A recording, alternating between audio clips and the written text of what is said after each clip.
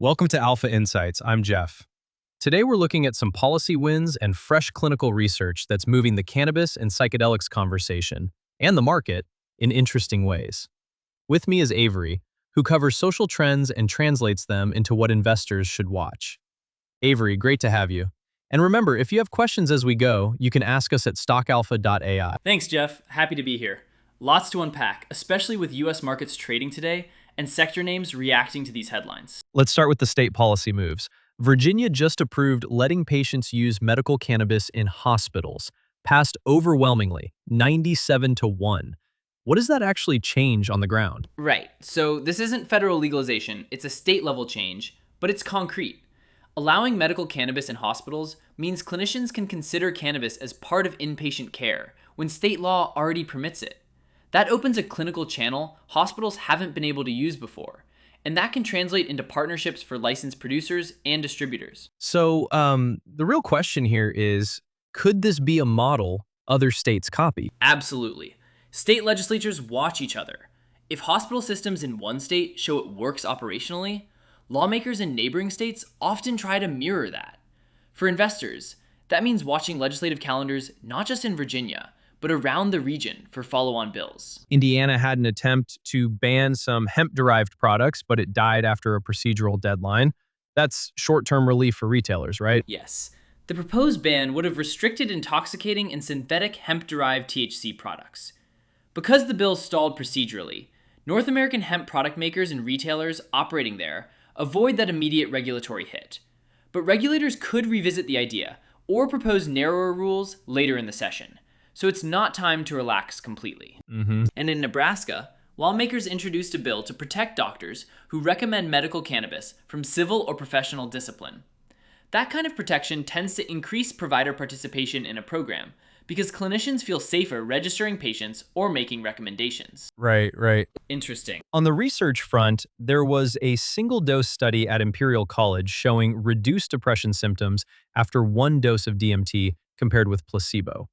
How should investors interpret that? This is notable because rigorous clinical trials from respected institutions lend credibility to psychedelics as potential therapies. Now, DMT is a different compound from cannabis, so it's not a direct boost to cannabis growers. But the broader effect is increased investor interest in therapeutic psychedelics and companies bridging mental health research with plant-based therapies. And comments from the White House Surgeon General nominee. She called the research exciting, but said she wouldn't recommend recreational use. How does that play into this story? It matters because a federal health official signaling interest in the science can lead to more funding, better regulatory pathways for clinical work, and clearer guidance. That reduces uncertainty for companies doing trials or seeking approvals. It's not a green light for recreational legalization, but it does validate the research trajectory.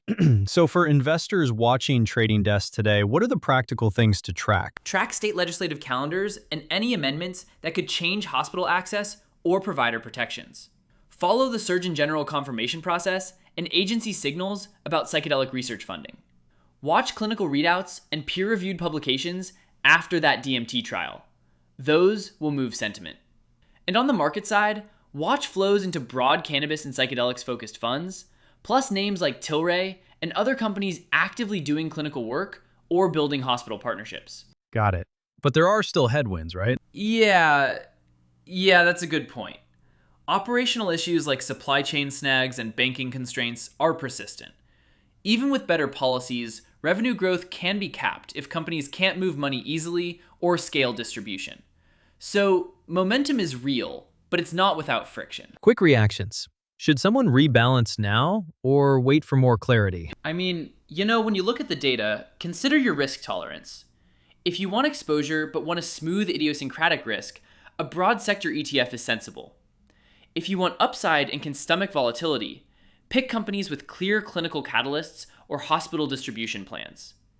And always size positions to the part of your portfolio that can absorb policy-driven swings. Honestly, I was a bit surprised by how quickly policy and research are moving together.